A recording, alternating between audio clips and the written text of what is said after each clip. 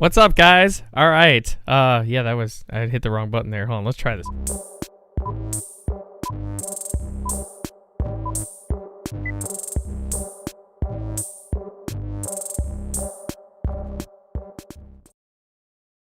All right, what's going on, guys? I think we're back. Hopefully it's streaming a little bit better here. I'm going to kind of check on my end, too, and see if I can see what's going on. Looks like I got a live feed. We're going to make sure we're good. Hopefully it's good. It's looking like it's good. I think we're good. Guys, anybody watching out there, let me know. Are we good? Are we good to go? We had a little bit of technical difficulty starting the show, but I think we're all right. So we're going to start the show as if we didn't start the show. How's that? We're just gonna start kind of like from scratch-a-rooney here. So here's the deal. This is the Movie Idiot Show. I do it every Friday at 9 a.m. Central Standard Time. You can interact with the show. Obviously, you can comment below. We're streaming live on Facebook and on thank you, Becca. Yes, Becca says looks better. I was streaming live on Facebook and on YouTube, so you can check in comments below, and also you can check in on Twitter, Facebook at Movie88one. Or again, like I always say, the best way to interact with the show is the tip link, streamlabs.com/movieidiot, because when you use the tip link, you're supporting the show and helping build the channel and helping build a great movie and TV community where we can talk all this cool, fun shit. Okay. Now that I got through that, I actually ditched the first topic that I started before because it sucks. And like I said on the first video before we went out, I've been having a day, man. So I'm sharing a beer with you guys. I got a Coors Light right here. I'm sharing a beer while we talk movies and TV and all that fun shit. So here we go. All right, main topic. We're going to go right to the main topic, and that is this.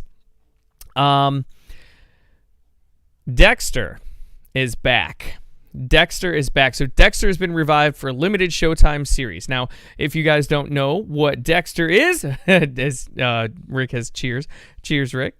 If you don't know what Dexter is a TV show that was running on Showtime. It ran for, I think, 8 seasons, if I'm not mistaken, in its first run. It was starring Michael C. Hall, who is returning as the lead character in Dexter. And they're going to do a 10-episode limited series. 10-episode limited series. It ended in 2013 before, so it's been gone for 7 years now. 7 years that Dexter's been gone. The whole premise of the show was that Dexter basically was a serial killer who... yes, as Rick's got knives in the comment section there. So he was a serial killer who, if I'm not mistaken, he worked for the cops, right? He was so I gotta be honest with you guys, I never watched Dexter. I know kind of the basic premise, but I didn't have Showtime, so is a thing. Anyway, but serial killer, he works for the cops. I think he's like a CSI type guy, right? If I'm not mistaken. Correct me if I'm wrong in the comments, but I'm pretty sure that's what it is. So and basically the whole point is he had like a set of rules and stuff on who he would kill. And if I remember correctly, what the show was about is he would only kill like bad guys, right? And then, he'd take them out basically. So he felt like he was, validated in how he acted. So it's coming back for a 10 episode limited thing. So only 10 episodes. He was a blood splatter analyst. Jake chimes in and says, okay, cool. So yeah. And Rebecca said the same thing, dude.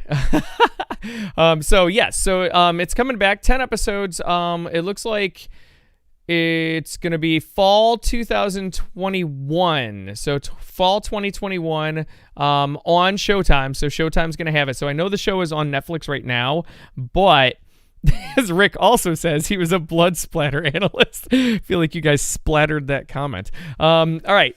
Anyway, so yeah, and then it says, I'm happy to report that Clyde Phillips and Michael C. Hall have found it and can't wait to shoot the show and show it to the world. So it looks like they're going for it. Again, fall 2021.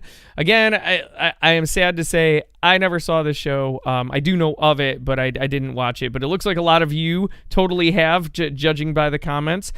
So what do you guys think? You tell me, as Rick's putting a little blood splatter in the comments there. What do you guys think? Are you guys excited for this? What is your excitement level, like on a scale of like 1 to 10? Is it like a million? Did you not like the show? Did you like the show? I know a lot of people had issues with how the show ended. But from what I hear, and again, I don't know anything because I haven't seen it, but from what I hear, even though the show ended shitty, apparently, that's what I hear, that it's still a good starting point on where they can start from. So even though it was a crappy like final ending to the show, it's a decent starting point to get him, like, because apparently he's in like exile or something. Spoiler alert. But yeah, so Becca just says, I'm started, but I'm hooked. Don't know how it ended or even past season 2. Well, I mean, that spoiler isn't that big of a spoiler that I just said. Sorry, Becca. Anyway, the point being is that there's a good launching point for them to restart this 10 episode thing. So what do you guys think? Let me know in the comments. And yeah, we're going to move on to our next main topic here. So next main topic is Spider-Man 3, Tobey Maguire and Andrew Garfield casting rumors are debunked by Sony. So there's a big rumor going around on the internet, started by a particular website that I have a particularly huge animosity and zeal for, and that is a website called We Got This Covered, and they're always starting stupid-ass rumors and trying to pass them as news. Well, they tried this one, and Sony came out and said, oh no, that's not happening. So, Sony Pictures debunks the Spider-Man 3 rumors of Peter Parker actors Tobey Maguire and Andrew Garfield joining the Marvel movie cast. Maguire played the Wallcrawler in all 3 of Sam Raimi's movies in Spider-Man 2 and Spider-Man 3, while Garfield took over the reboot of the franchise in Amazing Spider-Man 2. It didn't perform as well. Sony struck the deal with Marvel in the latter, and now they have Tom Holland casting the role. I'm trying to get to the quote from Sony and just see if we can get to that. This week, rumors circulated online that Maguire and Garfield were in talks. They're already locked into play. However, in a statement, the ET Canada representative from Sony said, those rumored castings are not confirmed. Studios don't always comment on casting rumors, but in this case, Sony has debunked a current circulating rumors about Maguire and Garfield. So here's my question to all of you. So Sony's stepping out and saying, no, Garfield and Maguire are not coming back as Spider-Man. Here's the thing, though. Warner Brothers, in the past, has been like, no, Ben Affleck's still our Batman. And then Ben Affleck was not the Batman. And then it was Ben Affleck's never coming back as Batman, and now Ben Affleck is coming back to play Batman.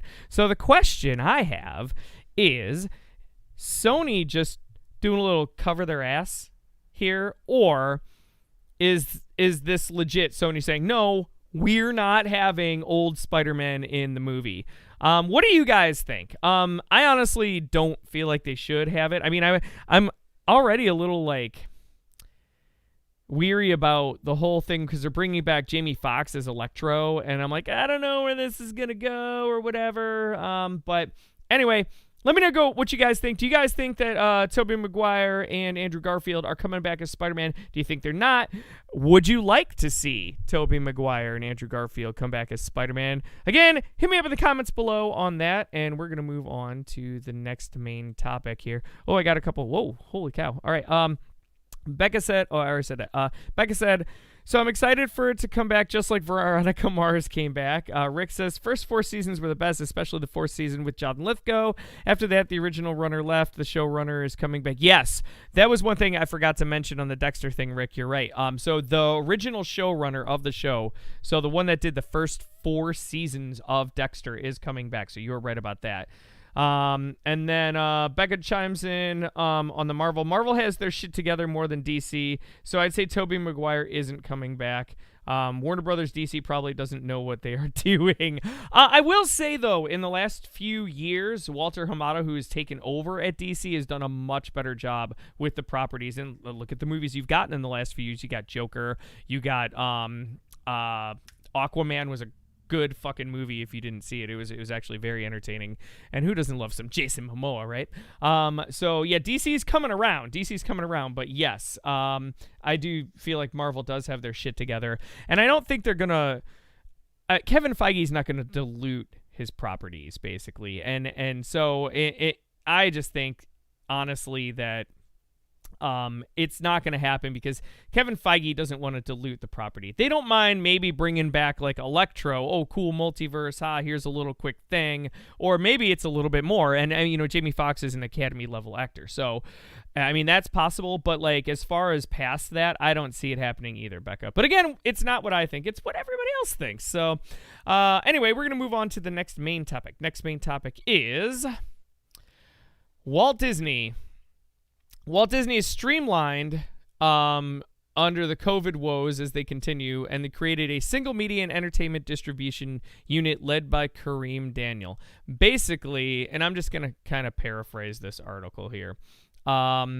Basically, what this article is saying is Disney has created a whole new distribution section of their company.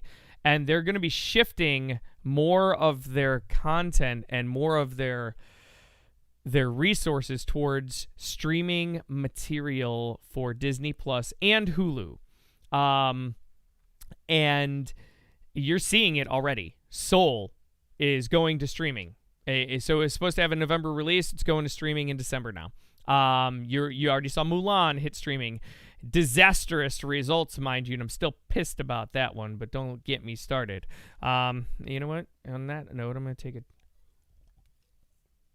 There we go. We can do a drinking game. Every time I take a sip, you guys take a sip. All right, so Soul, again, going in December. Mulan, disastrous results, but they're still pushing Mulan on some other platforms now to try and get it to sell. But Disney is going all in on... Becca said, get started. Disney is going all in on streaming, and I think other streaming services. Oh, you want me to get started on Mulan? Okay. So I don't know, Becca, if you saw last week's show. I was talking about Mulan. So Disney fucked their customer base, is what they did. So they did the whole thing where they released Mulan for $30 for all your Disney Plus subscribers, right? They're like, okay, this is going to be our like theatrical release. Here's, you know, you pay us $30 and you can watch it as if it's like, you know, a theatrical release. Fine, I didn't have an issue with that. That's cool. What they did though last week, a week ago yesterday, they released Mulan on Amazon, on iTunes, on Vudu, on anything for $30, and you don't have to have Disney Plus to have it anymore. So why is that a big deal? Like I said last week, it's a big fucking deal because I'm a Disney Plus subscriber, and now if I choose not to have Disney Plus anymore, even though I spent $30 on the goddamn movie, I won't be able to watch Mulan. Period.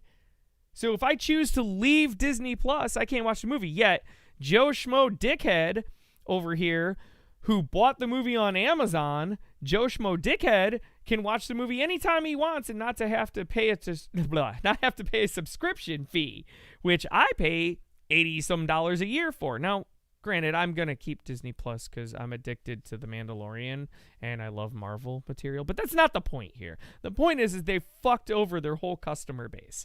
So anyway, sorry, I got on the rants, but I did it for you, Becca. I did it for you. So anyway, Joe Schmo Dickhead. Yes, Joe Schmo Dickhead. Fuck that guy.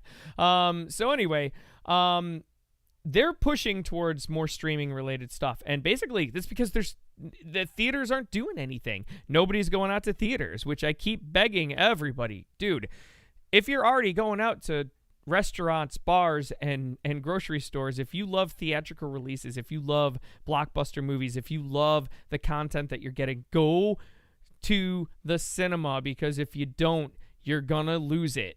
They're not going to have the money to make this content. And yes, that's going to trickle down into your TV shows too.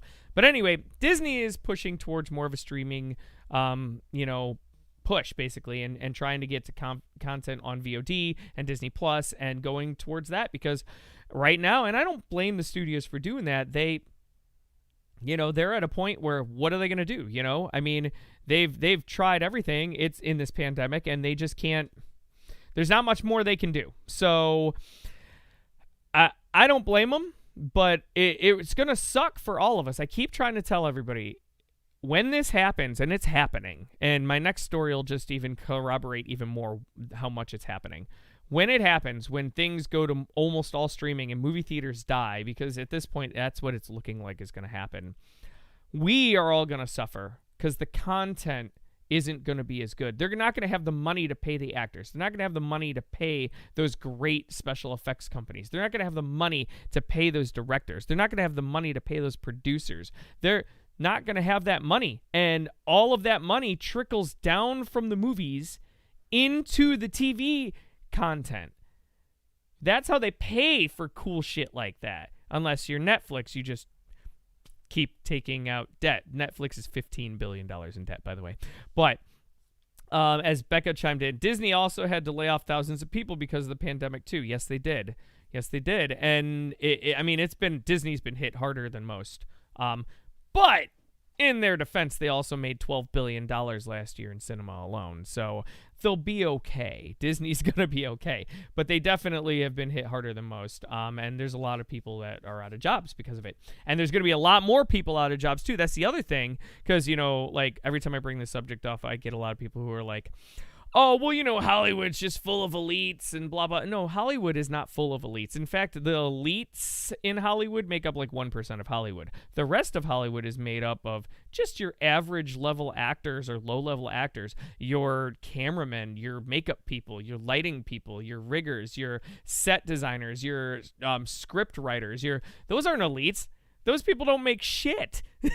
We probably make more money than they do. They do it because they love movies. But anyway, the point being is that Disney's pushing over and going over to streaming, and a lot more of these studios are going to follow, including going into my next main topic here, which I'm just going to kind of piggyback on, and that is this. Eddie Murphy's Coming to America 2 is moving from Paramount to Amazon in a reported $125 million deal. So Amazon has bought the rights to the movie Coming to America 2. So let's see here. Let's delve into this a little bit. Coming to America 2, the sequel to the 1998 classic movie, is reportedly in the process of being sold to Paramount Studios.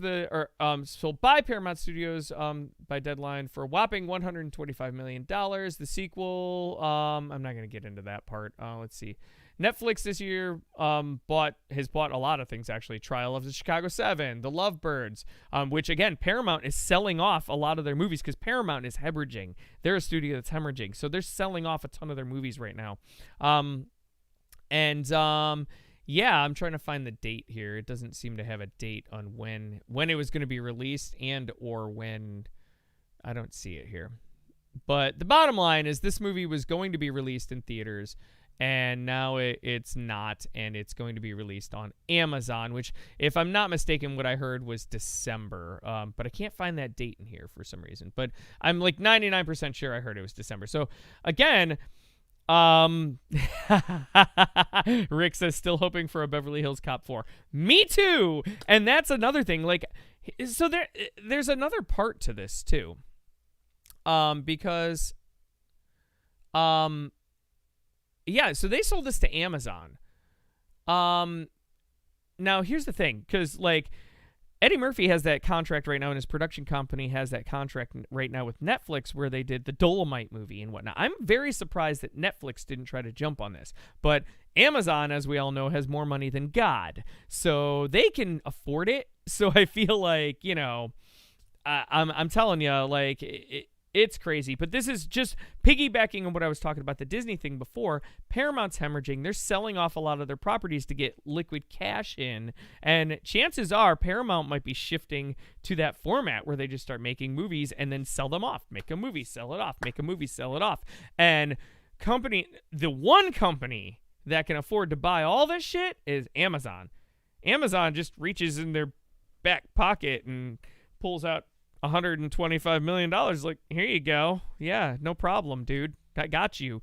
As we got a couple more comments coming in. Rebecca says, can we also include the troubles of all the arts facing the ballet, Broadway, theater? Oh, they're even screwed even more right now. I will say, though, I feel like the difference between ballet, Broadway, theater, live theater, and whatnot is the budgets, right? So, the budgets on a play I mean, at most, you're looking at, what, $1 million, $2 million? The budget on movies, even cheap movies. I mean, they made The Invisible Man for $5 million, which is as cheap as it gets, Blumhouse. But like Broadway plays and things like that, they're not spending that kind of money, so they don't have to get the kind of returns. But when the studios spent money on movies, they were getting returns out of it. They were getting billion-dollar type returns out of it. Those numbers are gone. Those days are over, at least for now, for the foreseeable future. It may come back. Maybe Amazon will turn around and buy all the theaters. Who knows, right? But at this point, yeah. So, but I will say this, just to kind of get back to the Eddie Murphy thing. I'm excited. I'm actually excited because I feel like, oh my God, as much as it saddens me it's not going to be in theaters, that's not a movie that needs to be in theater. Coming to America 2 doesn't need to be in theaters. Like, it's not like it's an Avengers Endgame type movie. So I'm super excited to see this movie. So, and I like I said, I think I heard it was coming in December. Again, the article didn't say, which I'm surprised. I thought it would, but it did not. But I think it's coming in December. I'm excited to see this movie. What about you guys? Are you guys excited to see this movie? Let me know in the comments below your thoughts on Eddie Murphy, or your thoughts on possibly, or Coming to America 2, I should say, or your thoughts possibly on, just the theater, and like, well, and even Becca was talking about, again, like the Broadway, the ballet, all that stuff, all the movies kind of shifting over to the streaming format. Let me know what you guys think. Do you guys think that I'm crazy thinking that movie theaters are pretty much done? Do you think that they're going to come back? Do you agree with me that they're done? Let me know in the comments below your thoughts, and I'm going to move on to the next and final main topic of the day. But before I do that, actually, I'm going to read a couple of more of these comments here really quick. Becca chimes in, says, can we just agree that 2020 can get fucked and stay fucked? Yes, Becca, I think everybody can agree on that. I approve this. In fact, cheers. Cheers to that. 2020 can get fucked. And no, I am not sponsored by Coors. Coors, sponsor me, assholes. Anyway, so Rick says this, and then Becca chimed in again. Just imagine an what? AWKO taco Amazon product placement in the middle of Swan Lake. Oh, nice. All right. So, sorry, I got to get back on track here. So let's go to last main topic of the day, and that is Cobra Kai. Guys, I just finished Cobra Kai Season 2. Just in time, mind you. So I had watched the first season of Cobra Kai a couple of years ago, and I never got to the second season. I got busy and whatever because I had seen it on YouTube TV. Dude, Cobra Kai Season 2. Cobra Kai Season 2 is awesome. It was straight up awesome. Way better than Season 1, in my opinion. This show just keeps getting better and better and better. I'm sitting there, I watch this on my breaks at work, right? I'm just like riveted on my phone watching this show. It is amazing, you guys. If you're fans of The Karate Kid, you're going to love this. This is way better, in my opinion, than almost all. I mean, I can't say it's better than Karate Kid 1 because it's Karate Kid 1. But it is way better than all the sequels of Karate Kid and whatever. This show is phenomenal. Johnny is amazing. Ralph Macchiano coming back as the Karate Kid. What's his name? God damn it, I can't think. LaRusso, Daniel LaRusso. Dude, he is killing it. I can't believe how good these two are, and their chemistry together on screen is awesome as well. The kids, oh my God, the kids. They are awesome. Definitely recommend. Watch this show. You will not regret it. Cobra Kai Season 2, awesome. That's all I'm going to say. Man, oh my God. I don't want to spoil anything at all. So I'm not going to say much, but I will say this, that the acting, the level, you can tell, especially Johnny, you can tell that this dude really put in the work. He is a much better actor now than he was back in the day. awesome. And Ralph Macchio too. I feel like they both really stepped it up. They've done such a great job with the writing in the show. The choreography is actually pretty good. I mean, you can definitely tell that Ralph Macchio kind of looks like Mr. Miyagi now, trying to do some of the moves. But then again, there's a couple of fight scenes that are just so amazing. Dude, again, this show, it's not about the fighting. It's not about the karate. It's all about the storylines. And it's great character development. Phenomenal show. Definitely recommend. Definitely watch it, guys. It's an awesome show. And that's all I'm going to say about that. And that's my final main topic of the day. Let me hear. Let's see. Becca chimed in. Akko taco say Akko like Akko taco like awkward Akko taco. Just imagine an Akko taco Amazon product placement in the middle. All right. Okay. So that being said, I have some Facebook stuff because I know I had put out a few different topics here on Facebook throughout the week. I started doing this last week, and it has had really good results. So I'm going to keep going with it here. So give me a second to pull that up. As I'm pulling that up, hey, I'm going to have a sip of my beer. You guys can join me. Coors Light, sponsor me, dickheads. Okay. Let's see here. So I asked 2 questions this week. The first one was, what are your top movies that you're watching right now, and what network are they on? Marquise said, I only watch old westerns on Grit TV. Old westerns are good. Nothing wrong with that at all. Grit TV's got a lot of great old westerns. Ariel says, basically any documentary on HBO Max. Watch any one of us, or I'm sorry, let me try that again. Watch any one of us and really enjoyed it. Cool. Melissa says, just finished Ted Lasso on Apple TV. That's a TV show, not a movie, but still, I've heard it's good. I don't have Apple TV, so I'm not able to enjoy it, but I hear it's really good. Dan chimes in, says, personally, I'm a horror. Let me try that again. Personally, I'm in a horror binge for Halloween, so nothing new and not movie related, but Haunting Bly Manor was great. Again, TV show, but yes, Bly Manor I do also hear is great, and I'm definitely going to watch that. But I'm watching that one with my girlfriend, so we're going to watch it together.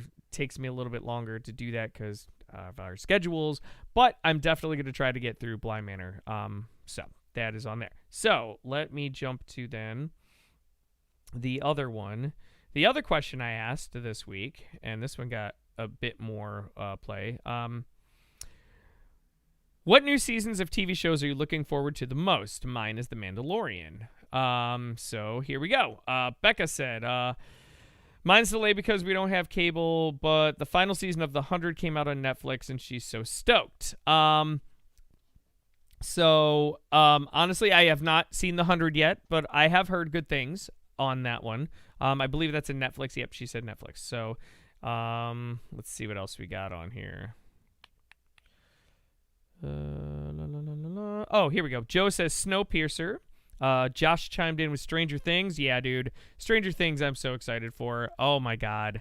Don't be surprised, though, guys. I know everybody's gotten used to Netflix and the binging and stuff. I'm telling you right now, Netflix may pull what Amazon pulled and start doing, like, weekly release because the numbers don't lie.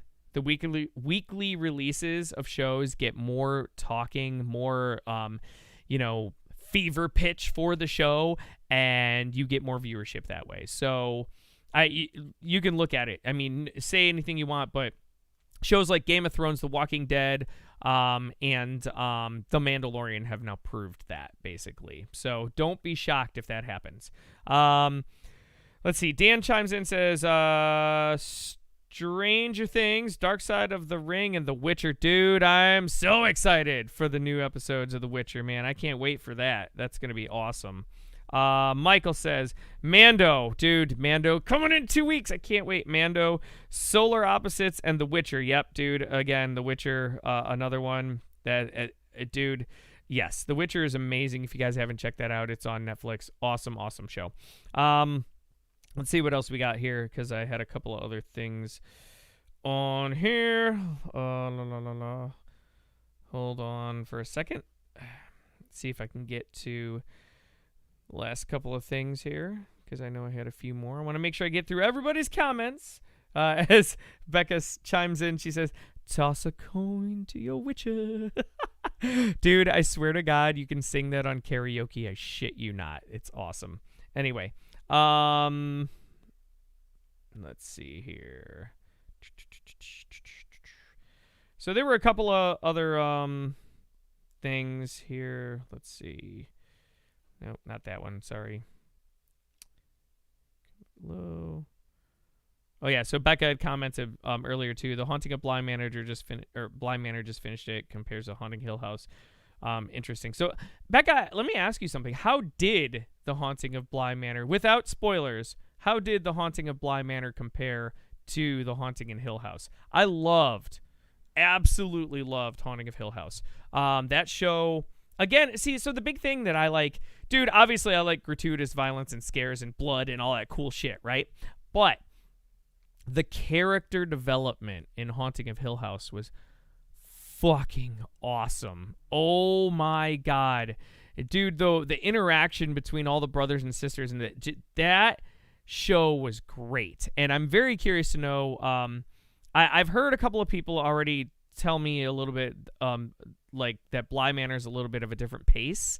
Tell me what you think. I'd love to hear, Becca. What did you think? Did you think that it was, paced a little bit slower, faster? How would you compare the two without spoilers, though? No spoilers in there, please.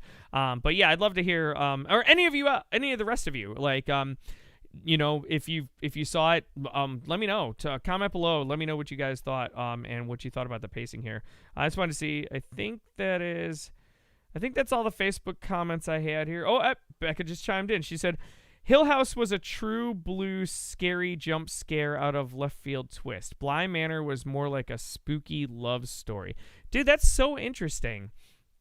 I can't wait. I can't wait to see that show. I think it's going to be great. Again, I loved Hill House. Becca chimes in again, says, I love the storyline of Bly, but you have to go in knowing it's a different pace than Hill House. Yeah, and that's what I've heard. I've heard it's definitely a different pace, but you know what? That's cool. Like, I didn't want them to make a shot-for-shot, redo, basically. I mean, they had to shake it up, right? Like, I don't think they had a choice. So I felt like that was a good way to go. I felt like that was a smart decision on their part. So, yeah, I feel like I would agree that that's a good thing that they did that, honestly. But that's just my opinion. But what do you guys all think? Comment below. Let me know your guys' thoughts on that. And I think I'm done with topics, and I think I've covered all the Facebook comments and everything. Let me double check and see if I got anything on Twitter or anything else going on here. I don't think so. Becca just chimed in and said it's almost following AHS in the same spook but different stories. Okay, well, that's interesting. So it kind of follows the same mold, but not quite. Oh, American Horror Story. Oh, sorry. Okay. In the same spook, but different stories. Okay. Doesn't look like I have any comments on Twitter.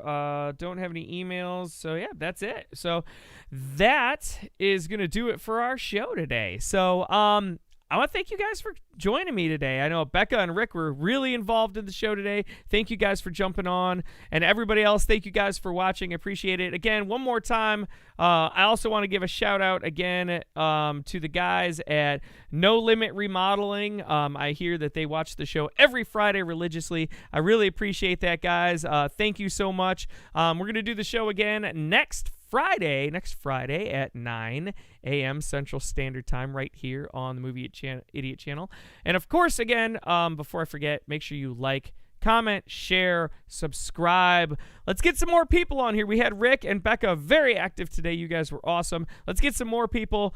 Keep talking movies. Keep talking TV shows. Hey, also, if you're willing and able, get your asses out to the theaters. Support your cinemas, please. I want to keep my content. We all want to keep our content. Let's do this. We can all do it together. Again, if you're willing, I don't want to force people to do anything they're not willing to do. So, again, thank you all for watching. I'm going to catch you all next week. I am out of here. Peace. See ya.